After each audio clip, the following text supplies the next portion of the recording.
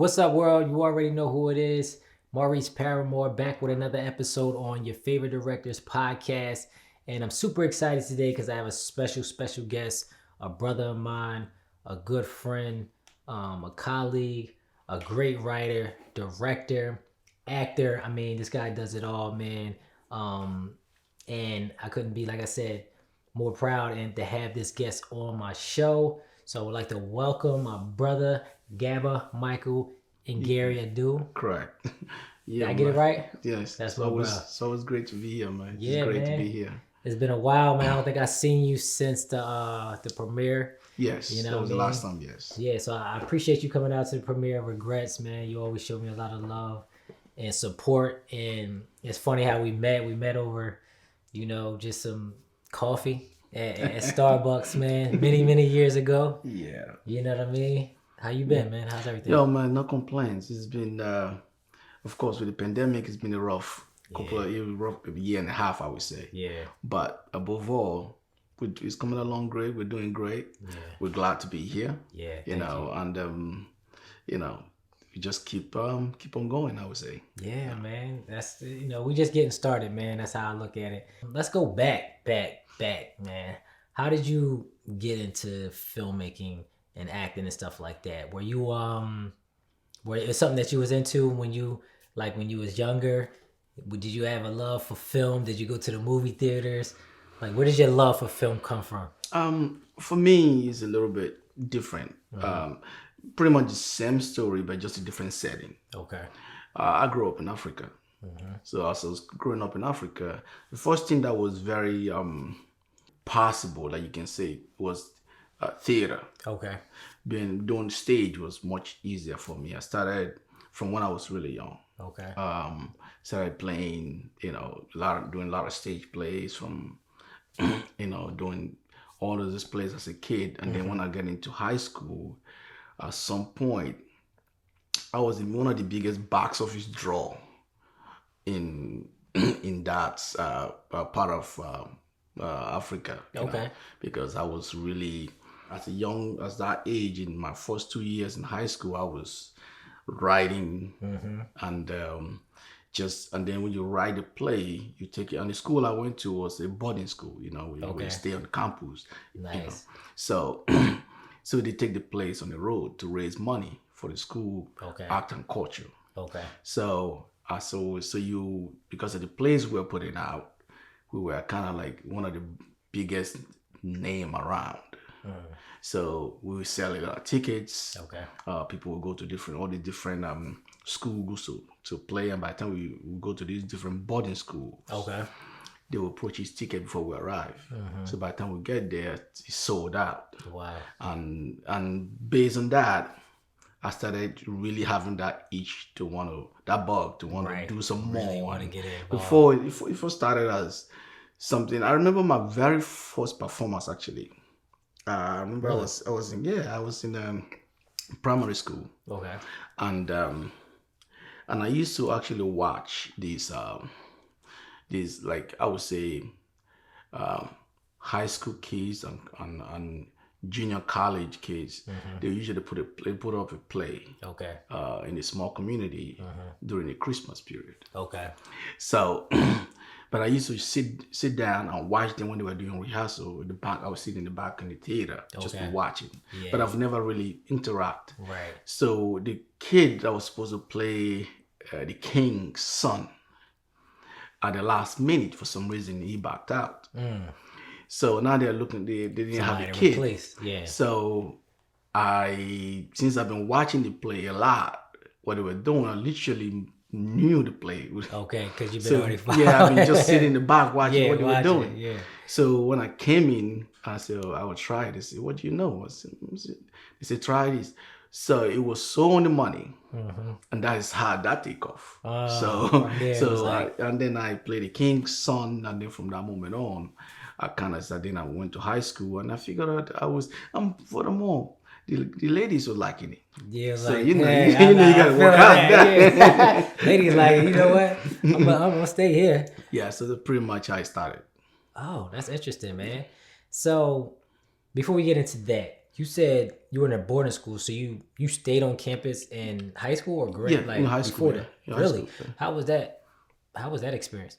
Oh yeah, it's very common. For me, because it's like college. It's for me. Yeah, I it's went like to school college. Yeah. regular, and then I went to college, and I stayed on campus. So you saying that you stayed on campus in high school Yeah. is just crazy to me. It's very common And in that part of Africa. really, Very common. Most students goes in high school. they staying They're on boarding campus. students. So it's Because boarding normal. school. Everybody's Yeah, used to it. it's very normal. Now I'm not saying that it's everyone does it. Mm-hmm. But it's very normal. Where I came from was most kids went to school away from their parents. And they just drop you off. Okay. They drop you off and you stay in school for the semester, and then you Then you come back home. You come back home when you know that 3-4 month semester is off. Really? Then you come back for the breaks, the summer breaks, and so we had that. So that was very common. Then what I went to was what they call a mixed boarding college. That means it was girls Co-ed and boys. and boys. Some people go to just only Only boys, boys, only some go girls. to only girls. Gotcha. But mine was mixed. Mixed. And when you go to a mixed college, mixed you gotta understand, they don't call high school over there. They call it college. It's basically like college. Yeah, so they call it college. But however, when you go to That's interesting. this kind of school, what it does is that it really sharpens your social skills. Okay. Because you are interacting with opposite sex all day long. Right. Although there's a big rules of the campus that you're not allowed to go to girls dorm, and girls is not allowed in the men's dorm. But we do have, the class Meeting together. sessions that you can be. We play games together. We do sports together. We do everything together. We go to class together. So, but when it's time to go to bed, you have people who are literally like a security guard for men, a security guard for female. So that means you can just think you're gonna dip into the girls. Yeah, they have it like that. They got it and set if they up. catch you, they expel you. So Totally that's a expelled. no. Yeah. No exceptions. No exceptions. Oh, okay. So you play by the rules, but kids, people gonna be kids will be your kids. Will be, but we had it, yeah. So that was good. No, that's interesting. I mean, I guess I've heard of that, but like I said, I was always, even when I went to college, it was like, I wonder how this would have been if we were in school, staying on campus and, all of that stuff.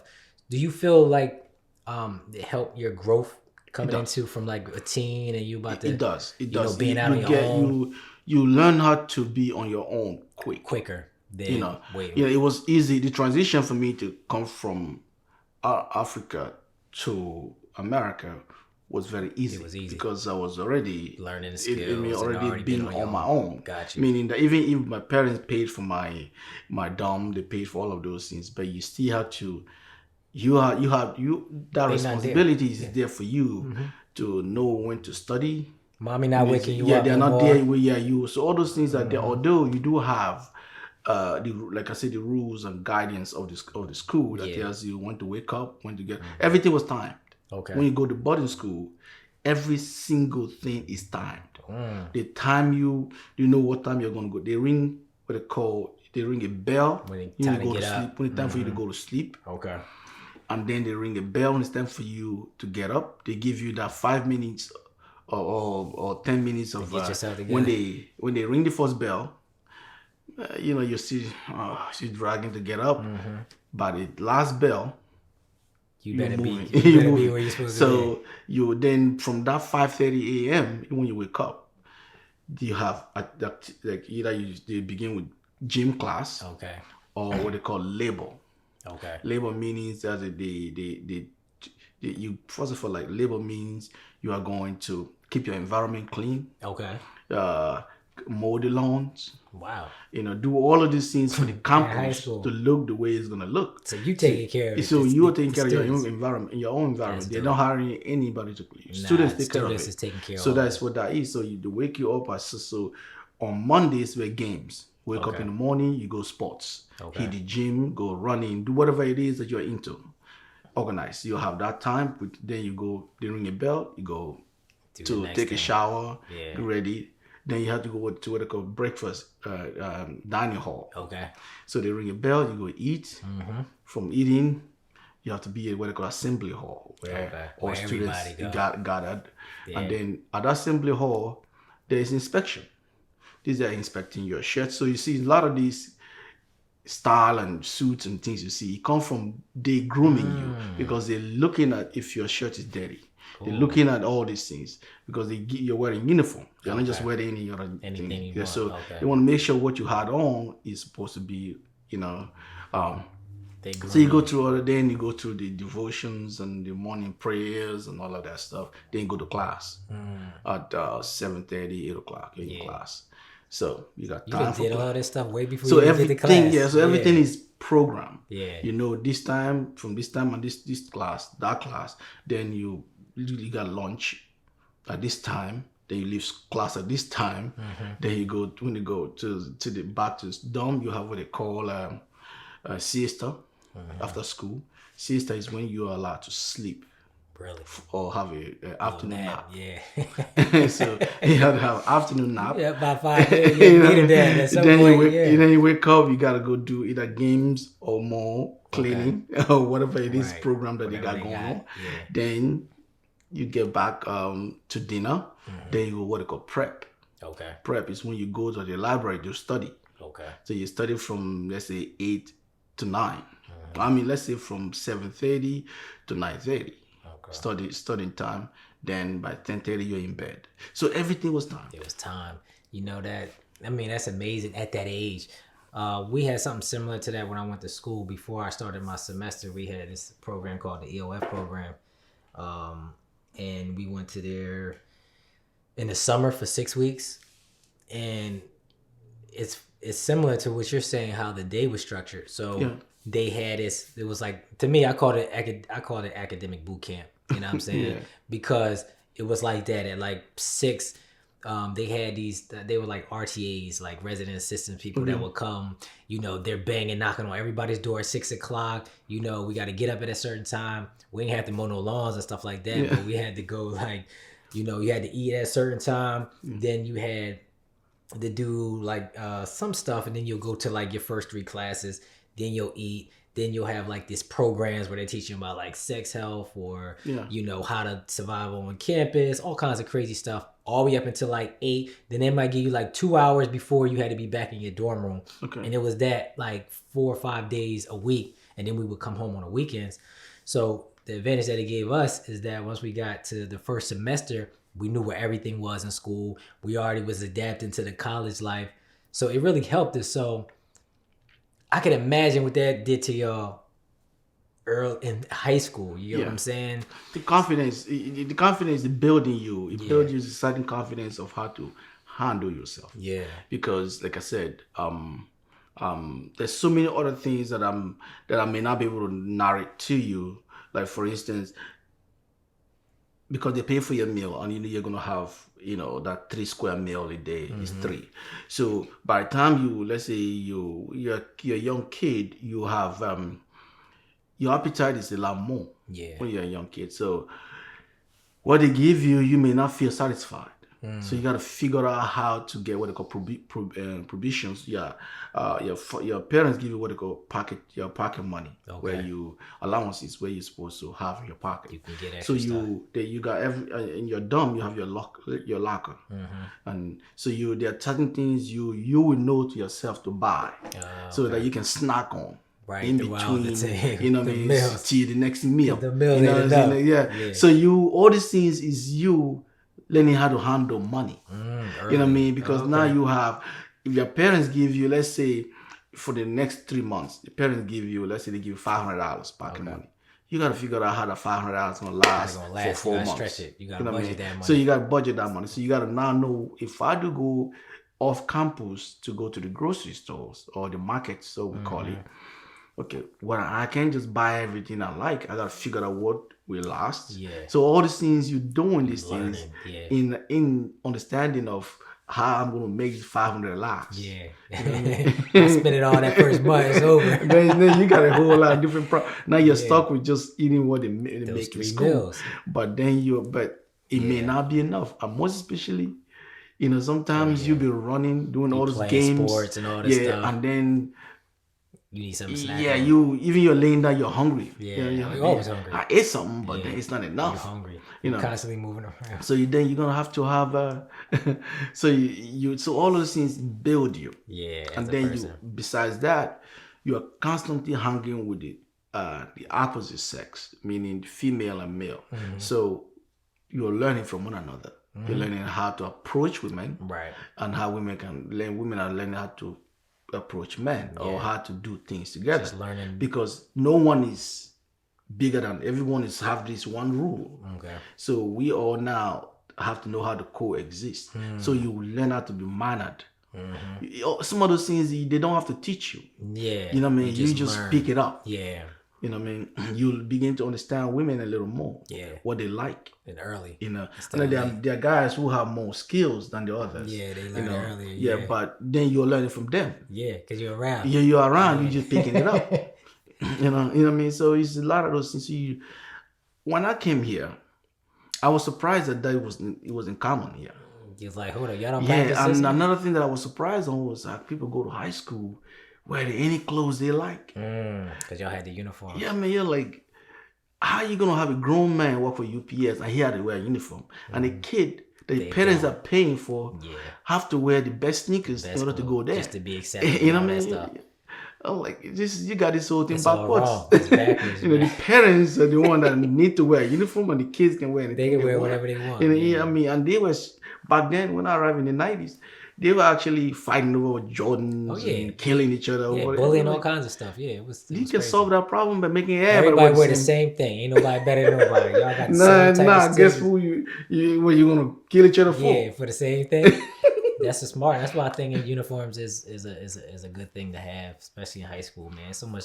Yeah, you cut down with so much stuff. There was so many. Like I said, I used to watch a lot of, which is something we can talk about a little later. Like when I was, I used to watch a lot of high school movies. There's a movie called High School High. I don't know if you. I was actually supposed to play the role that's the role in that film that was about a drug dealer. Oh, really? Came in. Oh, yeah, they cast me for that role. They came into New York, did 3 screen tests for that role. So I thought I had it. You was out here? I was here, yeah.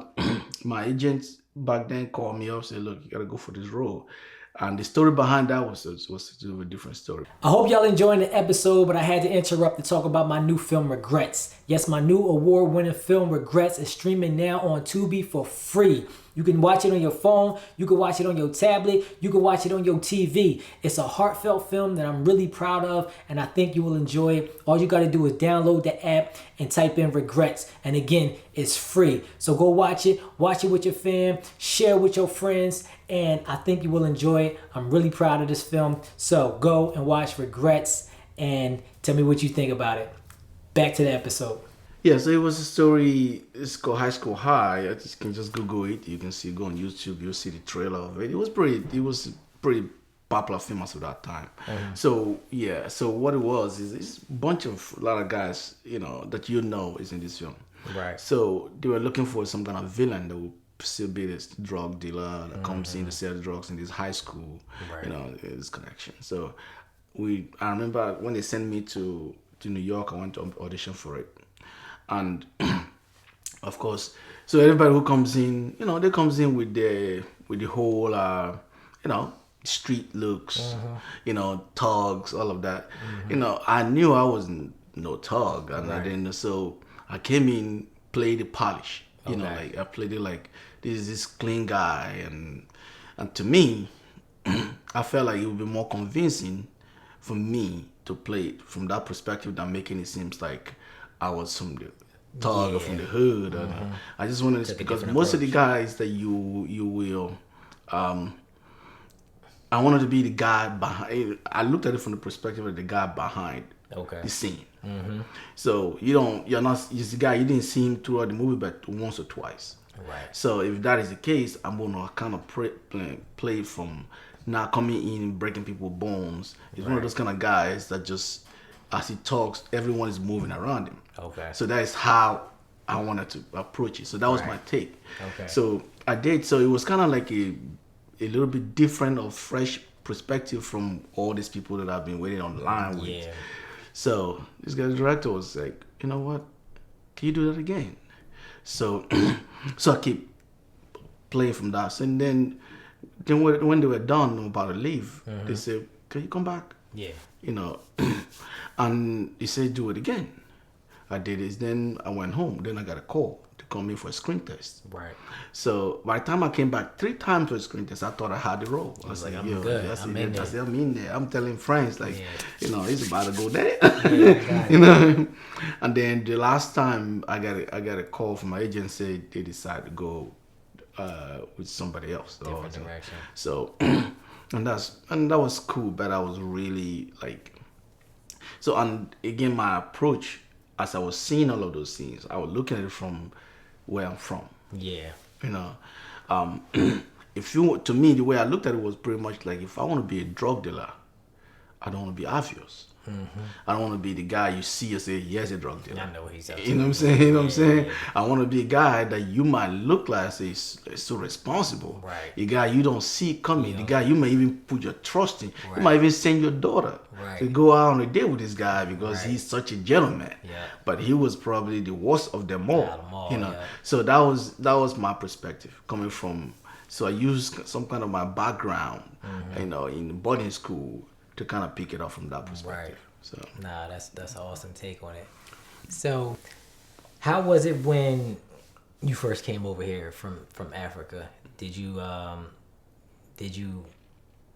Were you kind of like, okay, this is something I kind of want to get into more as far as like the arts and all that stuff? Because I know you said you were doing it in, you know, theater and all that other stuff. But what's like your transition coming from Africa over here, being in the boarding schools and all of that stuff? Like you said, you transitioned, you felt a little more comfortable than probably the average person making that transition. How was it for you? To me, okay, when I arrived here, there was an intention that I had I didn't have any family members when I arrived here in the U.S. So the goal is I had a family friend that lives in what is it called, Michigan. Okay. So so I arrived here, and the goal was to meet up with him because I was going to stay with him till I get myself together to do what I was going to do. Okay. So I arrived at the airport and I called this guy. I never picked up anymore. Even after having a conversation with him. Really? That he knew I was coming over. He's the only person I know. Right. I never respond anymore. So I checked into a hotel, or let's say motel. Okay. In New York. YMCA actually.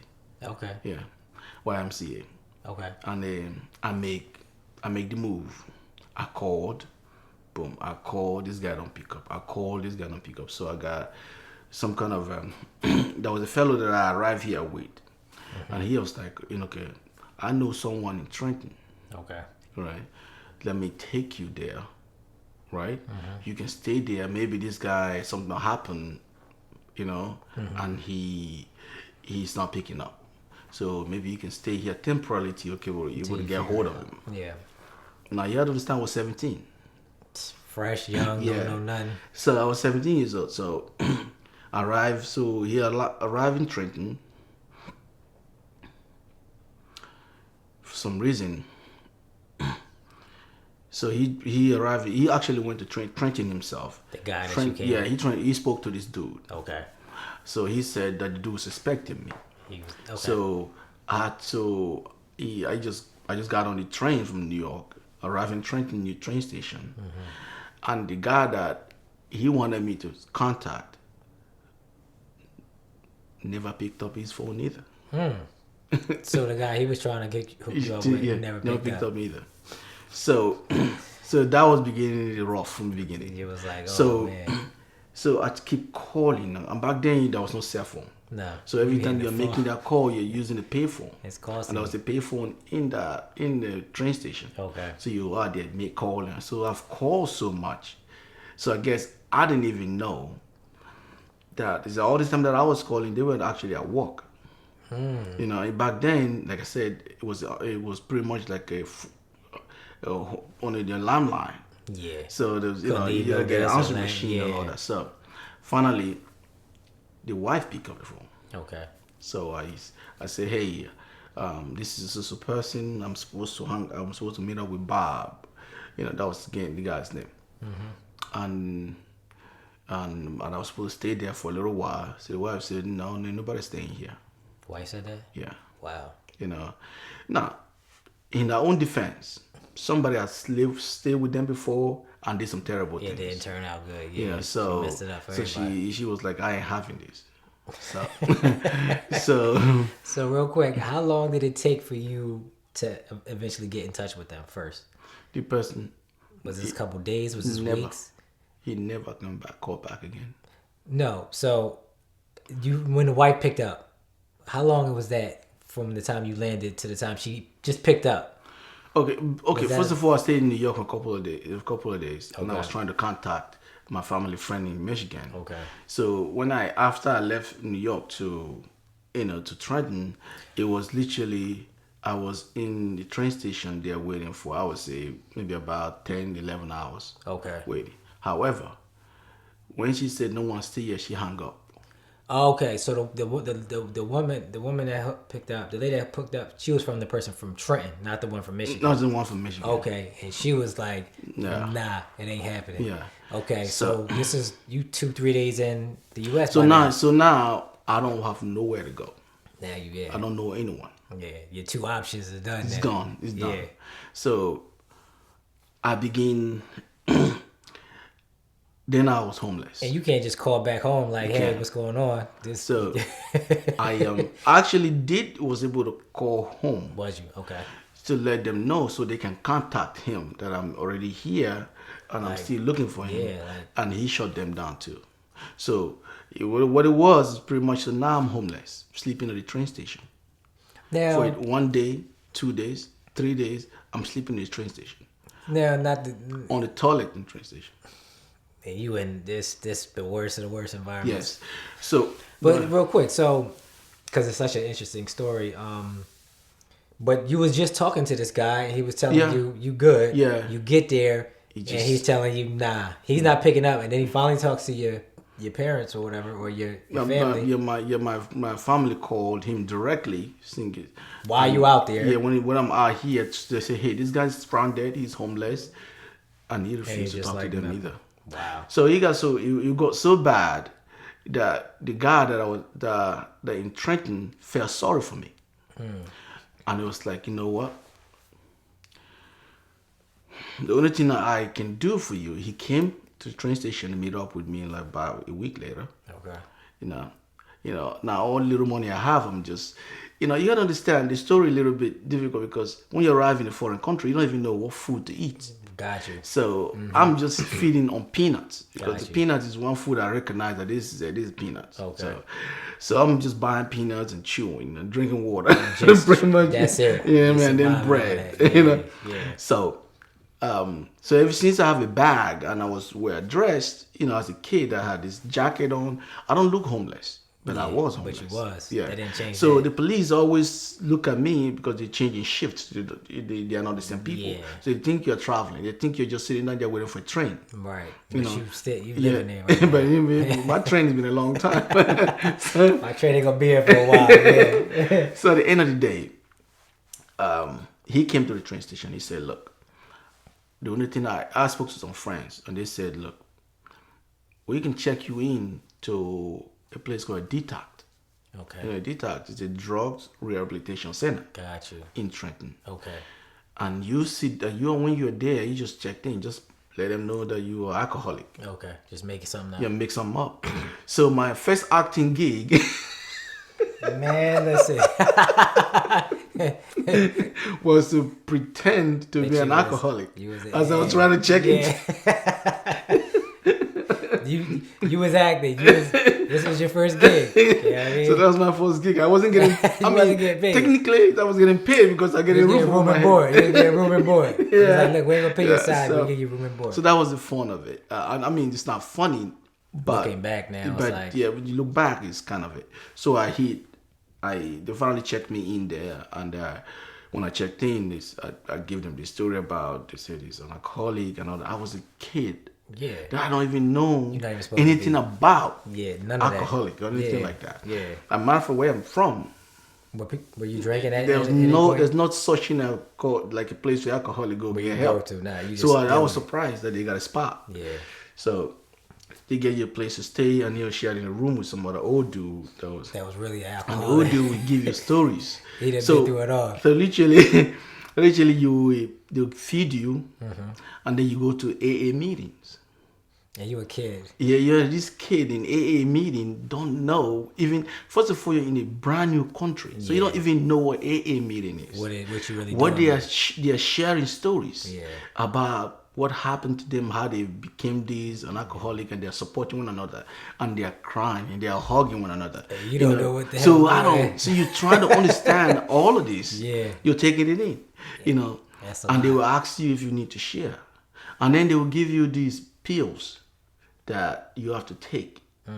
And they watch you take it there, because some people don't want to take it, they throw it away. Yeah. So you have to watch you take it there. So I'm taking these pills. And you don't even know what they I'm like, so long as this is a warm place, it was the winter time, this is a warm bed to sleep in, I'll take any pills you He's give like, me. listen, you ain't got no choice. Yeah. So that was how I started. So then I slept there for a minute till I was there for 3 months, going through. For 3 months. Taking these pills. Taking these pills every day, getting through counseling for a problem you don't have. That you don't have. And but you had to pretend that learning how to act. Yeah, real you're just time. watching what they do and then you emulate mimic that. it. You just like, okay, Yes, this is how okay. you These get guys, they're going through alcohol withdrawal. That's how they behave. So you begin to pick it up. Start picking up these little Use little actions. So now then the doctor looking at you like, damn kid, you're gonna be alright. You like, you know what? You're right. I feel better now. So that's how it started. That is an amazing, interesting Then story.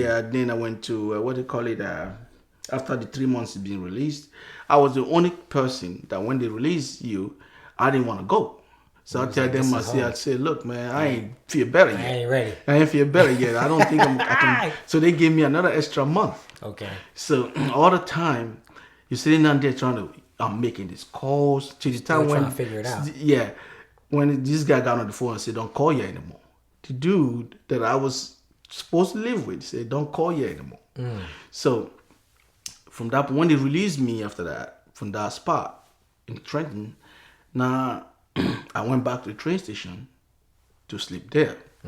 So somebody else suggested, "Why don't you go to what do you call it?" Shelter? The shelter. So I went to the shelter, Okay. and I did check in. You got to check in around 5 or 6 o'clock in the evening. Okay. And I remember it was snowing, and there was this brother that was running the place. It's one brother and one white dude, and he was like, "Hey." He got his Jericho on, dark skinned brother with the Jericho dripping down. He was like, so they said, "How old are you?" I said, 17. He said, "Oh, you can sleep here." What? No, only grown folks are allowed to sleep here. No 17-year-olds allowed here. You're a minor. Now the white dude was like, wait a minute, he need a bed to sleep in. Just like anybody else. Because on the age, you're going to sleep outside in the snow? What kind of sense does that make? So they argue over that. And that was the guy who owned, that was the two guys that was running it. That was running it. Okay. So at the end of the day, the white guy told me, look, go sleep on this side. Next time when you come in, don't sign in, come through the back. Okay. And I'll take care of you. So I had to not, as soon as I get in, I can't walk around because I don't want the other brother to see me. So you trying to just... So you're hiding in a place where he's getting paid to just, forget, So at the end of the day, that's a lot. So it was a long story. So it goes through. I can't want to get into. We can be here for all day talking about that. We're gonna have to do a part 2. But part finally got myself a room Okay. I rented a room from this old lady. Okay. Now, was you working and stuff? Like, how did you? I started, first of all, after some time, I got a job in Burger King. Okay. That's my first job. I worked there. Then I got a room on board. Okay. Right after that, my first paycheck Give me a spot. Yeah, got me a little spot. And and that was it. That's how the story starts to come up slowly. Man, so you learning so much about life, yourself, acting, doing what you got to do to get to your next level, to your next, whatever. Yeah. That's amazing at that age, man. 17, I could imagine a 17-year-old now, like, going through that and overcoming it and figuring it out without just, like, breaking. Did you have, and we could talk about this probably more, well, we could talk about it now because, just thinking about, like, filmmaking and business and stuff like that, right? When we're trying to get our films made and we're trying to raise money, and then we have those spots, those moments where it ain't working out and we got to regroup and reshift. Like, did you have, and you can kind of like compare it to when you were 17, did you ever have moments where it's just like, yo, I'm just a kid, like, I don't know what to do? Like, moments of like feeling like you just want to break down in conjunction to like how we make films, where like discouraged? Did you get discouraged? Yeah. You know what I mean? Yes, I did get discouraged. There are times when you break down and cry. But there was some of the things that you break down and cry and you pray, and break down and cry and you pray. I used to go to church. Okay. And there was when I say used to, I still go to church, but I'm saying that I still go to church At that time. And it's 12 o'clock every day.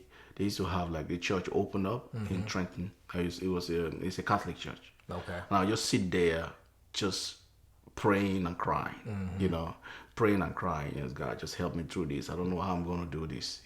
So, so all of that, with God's grace and all of that, guys on the background, going through that boarding school, allow you to say, okay, and with God's blessing, you begin to figure some things out. You start to build friendships and build relationships, and you start to one at a time, and you start to move along as you go along. And so really one of those people that would say I walked my way from a really bottom. Now, no, that I didn't have. Where the bottom is where I was. That's where you was at. Yeah. I started from there. Literally. And I think it building you certain level of confidence, character. Yeah. Furthermore, you've been there before. So it means like, no matter how hard it is, I can get out of this. It's gonna be. What I mean? I'm gonna pull it off, and that's that patience. Gotcha. That's where, like, when you see the failure happens in the films, like the project didn't go through, or the deal that you scheduled, that you guys arranged didn't go through, you're still going. Some guys, there are people that started filming with us that was hyped, and they even got talent. Yeah. That's not doing it anymore. Done. Yeah. Because they can't handle. They can't handle it. And it's not because they are not talented. It's something in there that they don't have to be able to push through. I've heard the best of them say the difference between those who, I think me and you had this conversation before. The difference between the people who succeed and don't is that the one that succeed never gave up. They just never stop. 100%. They just keep going and going. You got to look at it as, and not to say you cannot do other things to but you have to look at it from, that Will Smith said, if you have a plan B, then this is not for you. Yep. You're all in or not. You're not. If your plan B is like, okay, I want to sell this house so I can get money to do this project. You are still doing the project. Doing it. You just a different you just pull a different way to pull it. But if you say, hey, okay, let me quit doing it for now, then go do this work on the farmland. Yeah. Everything you're doing should be gearing you towards that. Towards making this thing happen. Yeah. That's what he was saying. So that's what he meant by, if you have a different plan, you say, okay, let me, if it's not whatever that plan is, if it's not pushing you back to where you wanted to go, then that was not for you. You're doing the wrong thing. Yeah. And it's amazing that you say that, and we talked about it, man, where it's like, you know, you see so many people that start with you, and then years later, like you said, they're not in it no more. They're done. They're doing something else. They didn't have the endurance, you know, to withstand, you know, the hardships, the heartaches. This, all right, it's not working out now, but this game is really about who is willing to keep pushing forward, you know, and that's like a part of like your story coming up. So, in your sense, do you tap back to that kid when you going through it now? Like, all right, I've been through it before. I'm gonna get through this. It's gonna work out. I keep pushing. Do you kind of feel like yourself pulling sometimes? Yes. From that kid. Yes, I do. I definitely do. I mean, they are even now. Their time is difficult. When you look at some people, there are people that when I did the movie called The Best Man, I was like a principal extra on the set. Because the principal extra is an extra that is visible. You see him, and in every scene they have to make sure you are there for a continuation, because they are not just using anybody. Right. They have to make sure that you are at the exactly same place, doing the same hand gesture that you're supposed to do. So, so there are guys on that set that we started as an extra. They were an extra. I was an extra. You know. There, we even have few words in, even if we were laughing or whatever. I've gone on to achieve greater success, at least one or two of them. So when I see them doing these big films now, I'll feel like, wow, you know what I mean? I'm still struggling, and here they are. But also you look around you, but you said, well, we were like 30 of us that were doing this. Now it's only me and him left. It's like you still there. Sometimes a little higher, but where everybody else at? You look back around, it's just y'all. You feel it. So definitely, if you are ambitious, you feel it. Yeah. And let nobody tell you that. Yeah, it may not be your time, but it does not mean you're not gonna feel it. Yeah. It does not mean you're not gonna feel depressed or feel angry or feel. The point is that you take all of that, you give it a moment. Yeah. And then you dust yourself up and say, all right, keep going. And I think that's important. Like you said, feel it. Feel what you're going through. Deal with it, you know. And it's okay to, like you said, it may not be your time, but that doesn't mean you don't feel what you feel. You know what I mean? It don't mean you're not going through it. And I think it's important, especially as men, to just take a moment and just feel. Like, you know what? Let me just feel whatever I'm feeling, good, bad, angry, and then figure out how to pick up and move forward. And I think that's what you constantly do. Yeah, you know what I mean? Yes, you do that. You have to. There are like there's a lot of successful people out there, and there are all people, motivational speakers who will tell you, oh, just chase your dream and do this, and they summarize everything nice and neat, but in chasing any dream, you have to understand that you are first, most especially in this business, that you are going to have almost every door closed in your face. It's just, if you understood that alone, it's almost every door there is gonna be bounce in your face. You will spend 6 months to a year or even 2 years working on the script, writing the script, painting the picture. And some guy will read the first 10 page and tell you wasted his time. Yeah, this ain't it. Yeah, and they be like, they put you down like you don't know what the hell you're doing. Yeah. And then you start there like, talk to you like a dog. Yeah, they talk to you like this guy don't. I mean, they sit down, but then those same films turn around to win Academy Award. You know, those same. So if you listen to them, they will break you down. They will break you. They will break you by, some people are so harsh. Some are so harsh, and some are nice about it. Some are polite about it.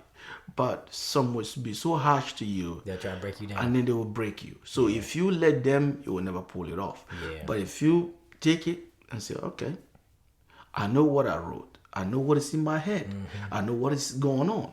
And then I know that some of those people do not have the imaginations. Yeah, they don't. They don't see what you see. No, they can't even see You know, past. what they're seeing is, this guy.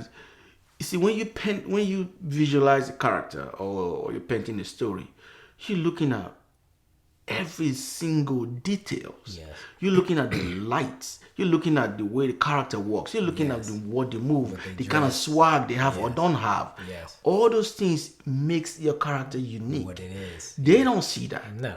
What they see There's is the somebody speaking and somebody talking. Like, for instance, a movie called $1 Million Baby. Yeah, I love that movie. Yes.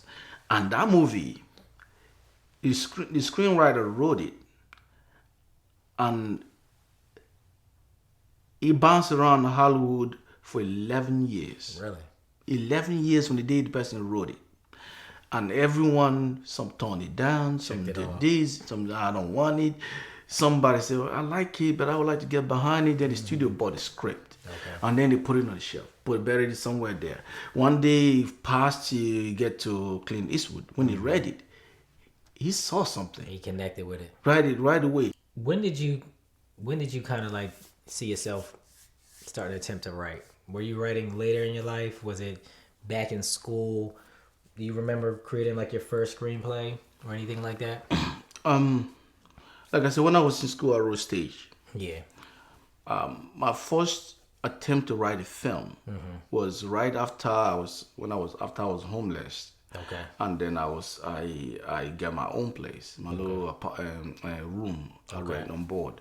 So I started, when I get home, I would sit down trying to want to tell my story. Okay.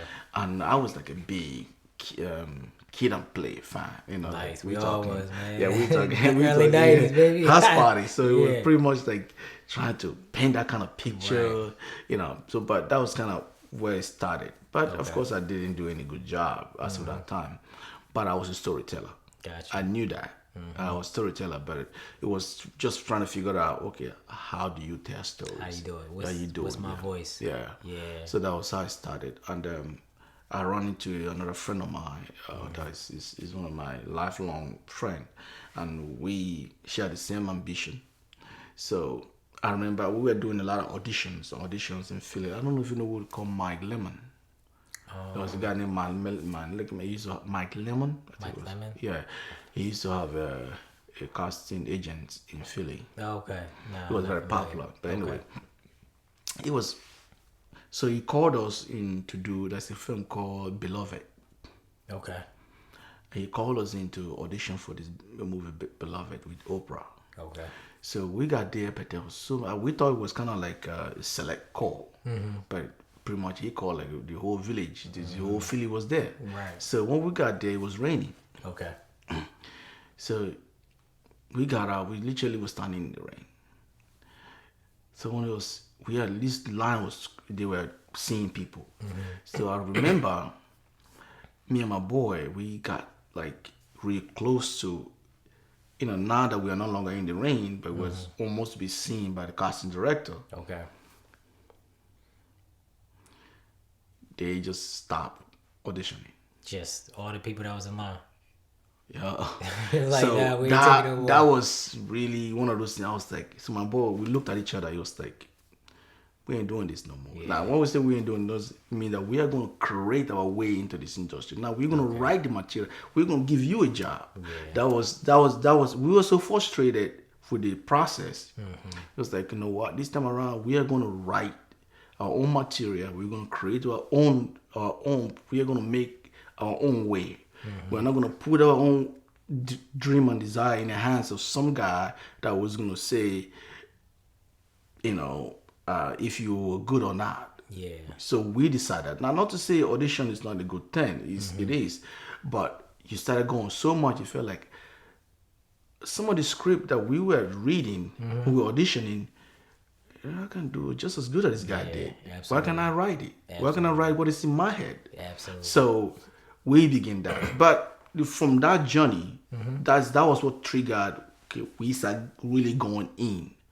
We spent time bouncing novels, studying, doing research on how script should be written, how it should be done, on creative writing, on how. So we started to study. Right. So of course, there's a million mistakes we made along the way. Absolutely.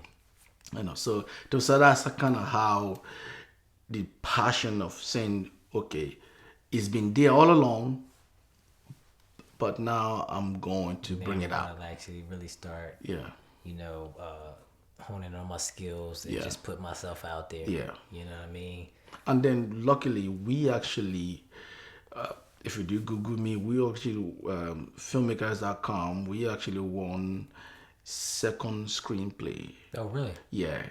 It took them 30 days to figure out who won. Wow. It was literally 8,000 writers Whew. submit, and we were the second place. Oh, man, that's amazing. Yeah. That's an amazing accomplishment. Yeah. That's a nice So that was when you start knowing that, okay, I got some skills. I got something. But I did something. Yeah. Because they keep sending you letters based on how, okay, like, you are now among the last 1,000. You are now among the first. So they're updating you. So when you're like, wait a minute, we got a letter that we only got 10 left, and we're still among the 10. Out of all this Whoa, you're like, wow. So we collaborated on that. It was called Piano in the Dark. It's about a blind pianist. A blind pianist. So it's a really, it's a story that, because it goes back to the early 1800s, and back and forth. It's gonna go now and back into the past. So we're blending Beethoven's story with another genius. So you're running the story of Beethoven. So it's kind of like, felt like, is it reincarnation of Beethoven? But this time around, he's black. So it's kind of like, so you're running the story side by side. Right. Who Beethoven was, and you're then mirroring this character now. Right. So it was really good. And I recall we sat down with the studios. Okay. And they said, we will do the film if you can get an attachment. So let me say, if you get a letter of intent, and the budget was going to be somewhere around 35 million, because going back to create, Vienna back in those days, it's gonna cost money. Right. So, and we said, okay, people we have on our list that we think could play a blind pianist. We got a list of people. Denzel was one of them. There's a guy named Jeffrey Wright. Yeah. Jeffrey. Yeah, he's one of the seasoned. He's as good as they come. He's playing in a new Batman movie. He is? Yeah. Yeah. So that was our top guy. But at the end of the day, we couldn't find a way to get to those people that we needed to get, because when we called the agent, they said, but you have to be able to have this X amount of budget which you have to show us, so we're not wasting our time. Okay. Or else, but if you can show us this, even at some point we'll reach out to Brad Pitt people, they actually asked us to deposit $250,000. Really? Well, if we have 250 grand, we'll be calling you. Exactly.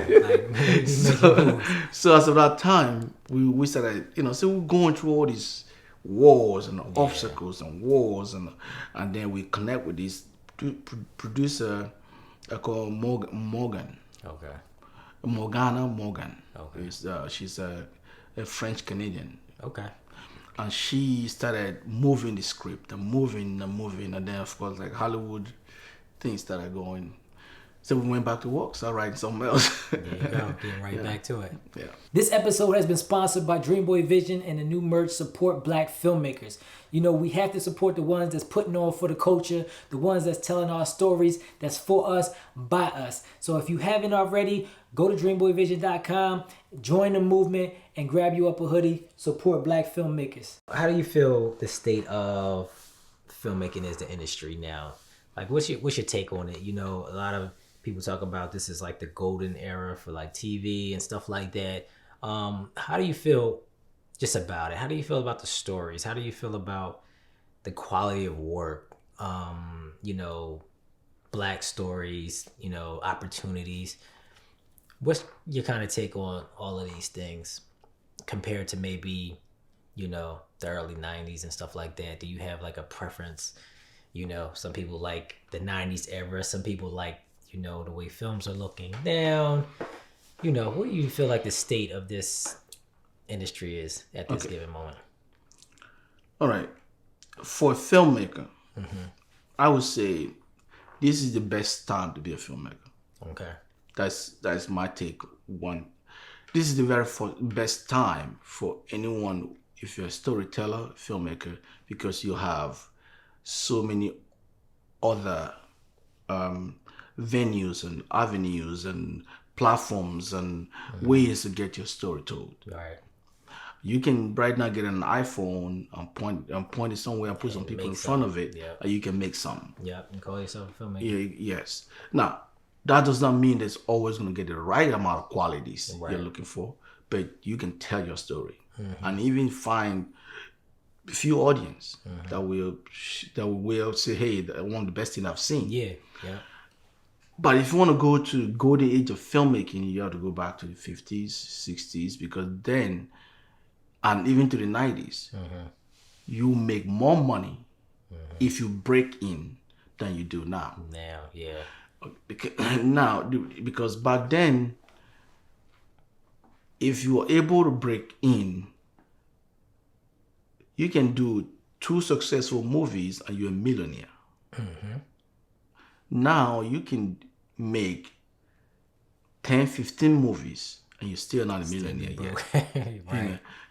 Because you let me see how to say it. Is because there's back then it was everybody comes to one place to see a film, which was going to the movie theater and you spending money. You had Popcorn, to see it. You had to everything, go here. Now you make a film, and even if you put it on the streaming services, right, you may make a thing or you may make some money from it, but it's easy for someone to download it when they were watching it, and then it's on YouTube. Now you are not making the money you're supposed to make because someone got in the way, or they were watching on Netflix and then boom, they set up some kind of download device and they download it, and then on their phone they move it to someone else. It's spread around, so you are not the gatekeepers is all over the place. It's like a building that have like 300 different doors to get into. Yeah. Before it was one gate. One door, yeah. So everybody comes to that one door. So somebody who's collecting ticket at that gate is gonna make more money. You're gonna get paid. But now if you have another 5,000 doors to get into the same building, now the money gets spread around 5,000 people. Yeah. So although the 5,000 people are gonna make some, you are not gonna make as much as you would have been if you was coming to one door. So to make films, this is the best time. This is the best time to get in. But to be successful as the greatest of the great Steven Spielberg or some of the great cinema, or like the next when one guy will make $30 million on a movie, he start getting a little tighter for those kind of paychecks. Now there's still some out there.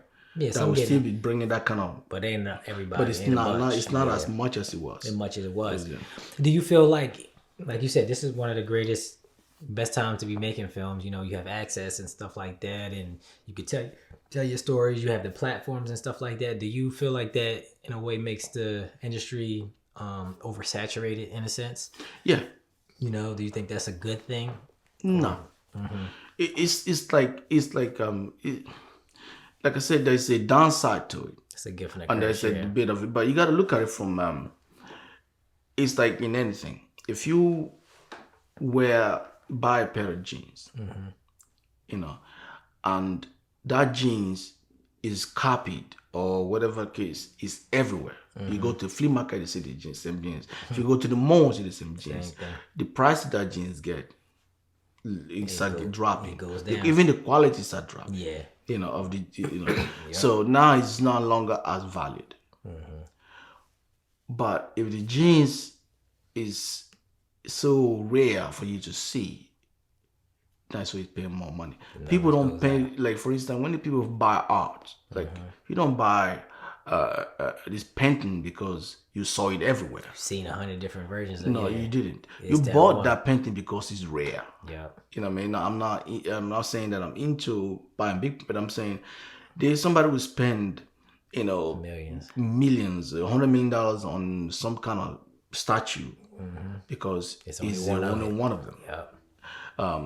So yes, it's overcooked, it's overdone. It's like, but what it does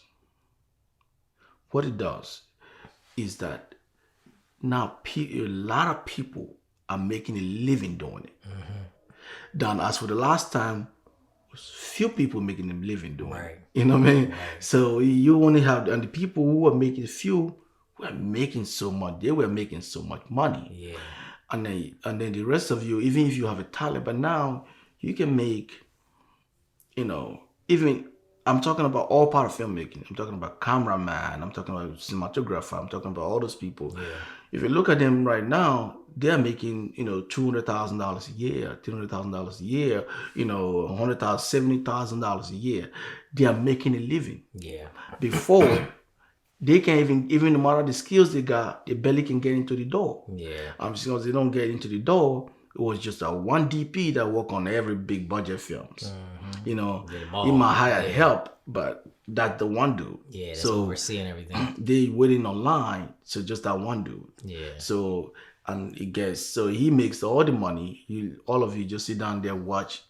So now to me it's a little more better because it's like everybody eating. Yeah. You know what I mean? Everybody now, as much as it's not as golden much. age. Yeah. Television is a different story. Yeah. Television, the way it's set up is eyeballs. Film is the same, but television is kind of the way they do it is pretty much you can still get good money out of TV because they are looking for substance that is so good that can bring people to watch them. Because when people come to tune into that channel and watching, that's when they are getting paid. Or the commercials, advertisers are coming to advertise on there. They're getting more money, so in return they keep you happy from bringing more content like just that. moving around like so that. TV is kind of good. You're building that community, that audience. Yeah. So the television is pretty much, to me, even is getting a little more paid better than films. If you really understand. Now, don't get me wrong. Then Denzel and then Brad Pitt and all those kind of guys, they're still doing their thing. Maybe not as good as they were doing, but they're doing their thing. They're doing all right. But I'm talking about, like people like, let's say somebody like Chris Tucker was to come in, deliver so well on the rush hour and make, $20-25 million in a film. A film, yeah. Okay. Now you can get, if Chris Tucker was to do it now, you probably would have gotten that movie for $2 million. Yeah. Because them $25 million. So that's what it is. But in return, if you want to cast someone now, you have more pull because you can go on TV and see a lot more great performances. Yeah. So the point is that yes, there's an upside and the downside to it. Yeah, it's definitely. Now I don't know what it's gonna look like tomorrow. Right. As far as where it's at now. Yeah. Do you have a favorite genre that you like to work within? Whether it's writing, like a certain style and stuff like that, and film versus a series. What do you prefer to write? What's your sandbox that's just like, yo, I just love working in this space? Is it feature films? Is it series? We talked about that before with having a bigger canvas with like a series, right? More in depth and stuff like that, where feature films is more about starting and getting to the end of the movie, right? Yeah. Okay. Right now, series is probably doing this television series is probably the best thing for any writer because it allow you to flex your creative muscles. It keep you financially good, especially if you're able to turn out something good. But you get satisfaction from just doing great job day in day out. Yeah. You know, doing seeing your ideas play out every single week or however how long it's gonna be. Film, there's film I love it. Is film forced you, like I think we mentioned it before. Film force you to think better, because here you are, you have these stories in your head that you're about to tell, but you know you only have this amount of space to fit it. So you are forced to be creative. Yes. You're forced to break it down. You're forced to really twist these characters to the point. So there is a joy of understanding that it's like you gotta be really sharp minded to pull a great film off. You know what I mean? And I'm talking about you can write a film, but to pull a great film off, that is a certain level of skills. So now is a challenge for you to say, well, let's see, I see how I can do this. You know what I mean? So that is what that film is right now. Film is becoming one of the rare, but one of the, it's like VIP type game. You know what I mean? You're like, you know what I mean? I gotta do this, but I gotta do it right. But series is something that right now I'm kind of new to it a little bit, so I'm enjoying it. Right, just the process of learning it and how it goes with it, all that stuff. You know, did you follow certain filmmakers coming up that you kind of like admire their work, or you just kind of like their style or their movies and stuff like that? Yes, I think there's so many filmmakers that influenced me. Okay, John Hitchcock was a little bit not my time, but if you want to, there's a certain story that I want to tell, that I say, okay, I can take a page from his book. You know what I mean? There's certain filmmakers like John Woo. Okay. That is old school. It's all these names I'm dropping here. It's kind of old school, but they had something with style. Style was his thing. He would deliver good cinema. His visual effect was, something looking good. And then another part of my filmmaking that kind of helped me out is you may not understand it a lot, but the Indian films. Okay. Now I grew up on Indian films. Okay. When I mean that I grew up, meaning as I growing up, Indian film was very popular in Africa, and but they were very visually stimulating. Colors, they are very huge. They are huge. They know how to use colors to really make things beautiful. So pieces of all of that, comes to play with me. Now then I like the Steven Spielberg type thing, where they like to tell a raw story. Yes. So what you do is take an element of that. Even my boy, what's his name? Antoine Fuqua. Okay. He's what do they call it? I would kind of rate him to be your kind of filmmaker. Okay. They're in real time. Right. They put things in real time and they dig it out. He's gonna see drama unfold. So he's one of those filmmakers that I enjoy. See how they approach things. So looking at all of that, what I try to do is it all depends on the story that I'm telling. Got you. If I'm telling a story that has to do with a love story, then I want to bring a bit of the Indian in there, because to me, if you want to tell a love story, it depends on the kind of love story too. But let's say if it's just boy meet girl, there's nothing you are going to say about a man meeting a woman that you've never been told before. It's just you're going to present a different circumstances. So how can you make your circumstances just as exciting as the love story or whatever it is that you've seen in the past? So that's where you can, if you're a fan, for me, I love to go back and watch classics. I like to see so bad sometimes I'll be watching films in black and white. And the reason is sometimes you learn from the old school guys how they approach something. So and I'm not bragging, but within the next few years coming from me, you're gonna start seeing a bit of a different because I'm about to get loose. I'm about to get loose. That's I'm what about to get That's loose. what I like to hear, man. Yeah, you ready to go? I'm ready to. I'm getting loose. Yeah, taking everything that you learned, your I've experiences, learned just and like I'm putting it. I'm ready to go. Yeah. That's dope, man. If you had it your way, some people like playing in different kind of sandboxes. And we speak to like Spielberg, we speak Fuqua's and stuff like that, and then you have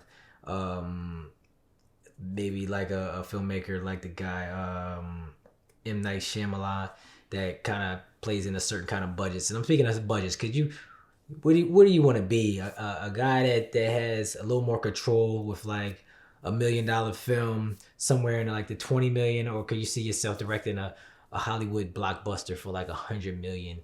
And maybe have less control, but just a bigger platform, a bigger, sandbox. How do you see yourself now versus maybe where you would want to be? You know what I mean? Would you rather have more control over your overall projects, or just give me the budget so I can pick, use, do how I see fit? I wrote a film called The Ambassador's Son, and and this film is what you may call a period film. Okay. Because it goes through several periods of film. The film opens in 1965. Okay. In France, in Paris, and then the film goes back to America in 1975. Okay. And then the film goes back again to Paris, 1901. Okay. It moves forward in England. Ooh. In England, 1915. Okay. Right after the first Civil War. Okay. So, a story like that, right? Story like that brings you are going is definitely a big budget film. It's gonna cost you some money. Yeah. So right there, and then you travel into a period of time for a unique drama, and you're bringing this cinematic experience to life. So definitely, films like that prepares me that I think that I can take on Hollywood blockbusters. Right. Now, if you're talking about blockbusters, are you talking about the Spider-Man and all of that? That's a different story. Got you.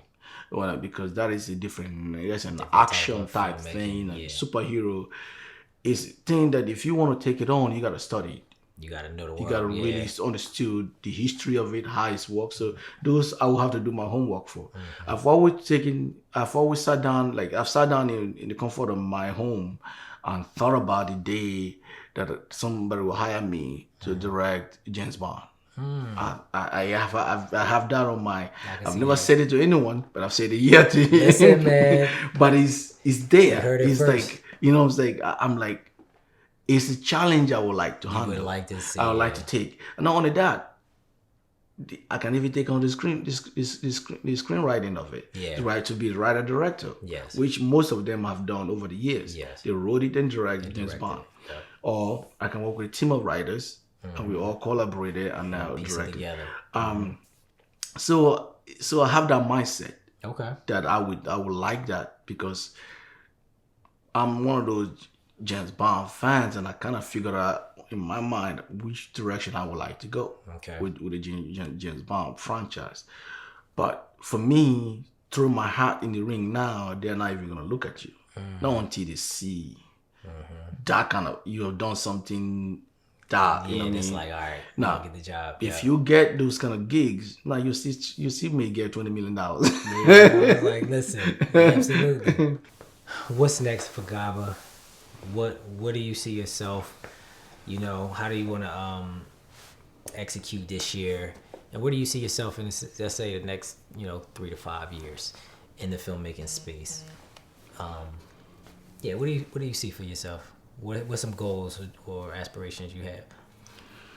Okay, as you can tell, over the years, I've been putting together this particular film called Friends of Rome. Friends of Rome is a story. It's really what I call a well divorced kind of film. Okay. Meaning all the characters are pretty much, you have all the leads are, you got the Asians character, you have the African American, and you have the Africans, and you have whites, and you have Indian. So it's like a really diverse set of really great filmmakers put together and draw actors. So it's a project I've been working on. It's a corporate drama. Okay. That sets in Philadelphia. Nice. And I will finish casting this film within the next 3 months, and to shoot in the summer. Okay. Because of the setting, you have to be done in the summer. 90% of the location has been, I would say 85% of the location has been secured. Okay.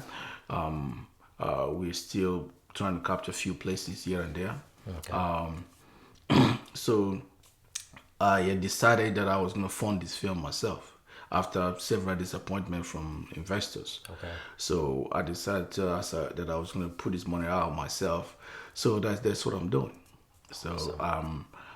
I'm putting together the remaining part of the budget, and by God's grace, it's going to be a wrap. Within the next 3 months, and then we'll set up a date to shoot. And of course, I'm gonna hit you up. I'm gonna hit some of my guys up to bring some of your expertise on board, to wrap this film up. But it's a story that is it's a 3 parts film. But none of the cast on the film knows it's a 3-part film. Oh, really? Yeah. So it's like so it's, of course, you're never gonna do the second part or the third part. It's everything depends on the success of the first part. The first part. Gotcha. So, but either way, you have to write it, keeping in mind that you got to stand on its own. So, so that is ready to go, and that is, so now is putting that, polishing that last couple of thousands of dollars you needed, pushing for that last, do what you got to do to secure it, get everyone paid. Some of these guys, shortly before the Christmas, some of the behind the scene people got their deposits. Okay. So they know we're going ahead. Rolling. Yeah, going ahead. So we going ahead. So awesome. so that's Friends of Rome is what we're putting together. Okay. The hope with the connection we have is movie theater. Awesome. However, we also wanted to make a deal Okay. with Netflix. So you have, right after the theater, you can hit Netflix. You can go see it or there. or or HBO, whatever it goes from that point on, we don't know. But I don't even want to worry myself about what platform it should be or it shouldn't be. Right now, all I want to do is get the project done. Yeah. Then when you look at the quality of what you've done, that can dictate where anything's going to go from there. Yeah, absolutely, man. I'm looking forward to seeing, your next moves. I'm looking forward to seeing, you go to next heights, man. I've been following you. We've been friends and just building and watching each other just, grow as people and, filmmakers, and trying to navigate this crazy industry, man. I appreciate all the love and the friendship that you have given me, from the beginning of meeting, and we still, cool and still, build. That doesn't always happen, so I'm blessed to have you as a friend, and all of that stuff. Most definitely, I'm looking forward to the privilege to really get a chance to work with you on some other things. Yeah. Like we had mentioned earlier, fashion is one of the things that I do. I create, the suits and some of the things that you see. I'll be designing. So every shirt that you see, that you've seen on my site, and all the suits, I literally design them. Wow. So with all of that happening, sometimes you have to understand that you have to marry fashion and film. Absolutely. Like your boy, what's his name? Tom Ford. He directed that movie. What was the movie called? I know what you're talking about too. I forgot the name. The name of the film is some part of it, or most of it was shot in black and white. I think it was. I could be wrong, but he did it, and what I call it, a lonely man, a quiet man, something like that. Okay. Yeah, but people didn't expect him. They said, "Oh, he's a suit guy. How he's yeah. gonna?" But we were surprised he was nominated for an Oscar. That's amazing. You know what I'm saying? Yeah, So the talent is there. But understanding that fashion comprehends film. Film comprehends fashion. Absolutely. They Go work hand in hand. Absolutely goes hand in hand. You know, Daga Gamin, women in the suit collection called Gamin. Okay. Gamin collections. He's gonna hit the stores or let me know, man. somewhere. You know, I love a good suit, man. So just let me know. So it's gonna come true. Okay. It's gonna come true. That is gonna come true. But that would be like towards. I wanna wrap the film up, and I put all my energy into getting that going. Okay. But that's where we are. So where can the people find you? Where should they follow you? And close it out. Anything that you want to listen, let people know that's coming. Obviously, you just talked about the clothing that's coming, which is super dope. I love a nice suit and getting dressed and all of that stuff. So, how can they find you? Yes. Of course, Daga Production is .com. DagaProduction.com. Okay. It's currently under construction. Okay. So it was up and running for several years. Now we are reconstructing and redesigning. So keep that in mind that within the next couple of months we're gonna have to launch. That is gonna be, up and running. So a lot of information about the upcoming film and where to auditions, or if you need to go to auditions and whatever, makeup artists and all of those things. Okay. All information will be there. Will be on the site. On that site, that's one. And then furthermore, we are going to set up another site just for the film itself. Okay. Friends of Rome. Okay. It'll be set up. Right now, on IMDb, we're going to update it because it's already on IMDb. So if you look it up, Friends of Rome. Yes. It's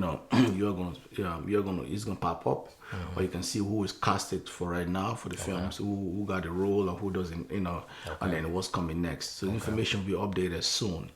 So, and then you can actually interact with me on Instagram. Okay. Which is Gaba Michael Ado on Instagram. My middle name, my last name, Gaba Michael Ado. And if they do that, I'm pretty sure you have a link down in this podcast. So now you can contact me directly there. You can DM me. We can take it from there. Yeah, and build and do what we do. It's all about networking and building, and growing together. Definitely. So again, I appreciate you coming through, man. It's been a pleasure talking to you. You have an amazing story that I think you should definitely turn into a screenplay, a book, or something at some point, man. A lot of things that people didn't know, that I didn't even know, about your come up. So it's been a blessing to see that. So follow my brother, connect with him, be on the lookout. He has some really great work coming out. And I'm excited to see, where this thing goes. My film Regrets is out. It's on Tubi. Go check it out. Go share it with a friend. And, support filmmakers. Support indie filmmakers, man. If you see somebody has, a campaign or something like that, you can donate some money, please do that. If somebody has a film, share it. It's different ways to support what we do. So thank y'all.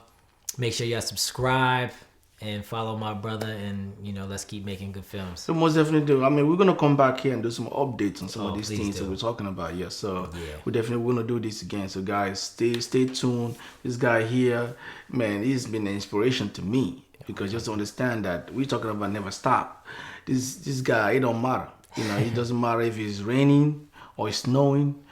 He's camera rolling. Yeah. You know what I'm saying? Absolutely. Yes. You know what I'm saying? So I'm telling you, man, he's been more than a friend, man. Because there's so many times when I'm in the band, I'll call him up and I'll say, hey, how can I do this? And you always come through. So, anytime, man. I appreciate your support. Please, too, man. Anything you need, I got you. All right. And let's have a great year, man. It's a beautiful start to a new year. So we're going to keep this thing rolling. All right, man. All right. See y'all. Talk to you later.